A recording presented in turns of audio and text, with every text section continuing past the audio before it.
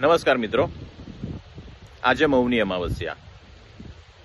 જીવનની અંદર આધ્યાત્મિક પ્રગતિ, આધ્યાત્મિક સુખ ઊભું કરવા માટેનો કે કમાવા માટેનો શ્રેષ્ઠ દિવસ કહેવામાં આવે છે.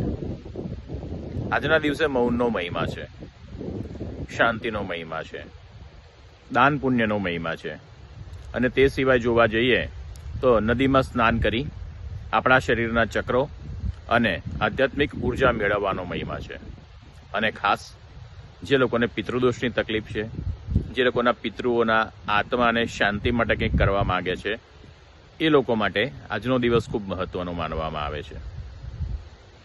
બીજું બધું આપણે કરીએ, પણ એ સિવાય આજના દિવસે જો આપણે પિતૃઓ અતૃપ્ત અવસ્થામાં હોય તો તેમના આત્માને શાંતિ મળે અને ઉર્ધ્વગતિ પ્રાપ્ત થાય. એના માટે જો કંઈક કરીએ તો આજના દિવસે ઉત્તમ પરિણામ મળે છે.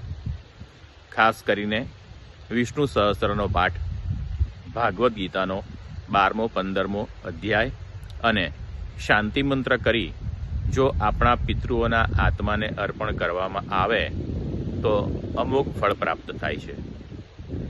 અને એ સિવાય જો આ બધું ન કરી શકતા હોઈએ તો માત્ર એક શ્રીફળ લઈ શંકર ભગવાનના શિવલિંગ પાસે રમતું મૂકવાથી અથવા તો વહેતા પાણીમાં પધરાવી દેવાથી પિતૃઓના આત્માને ખૂબ જ શાંતિ મળે છે.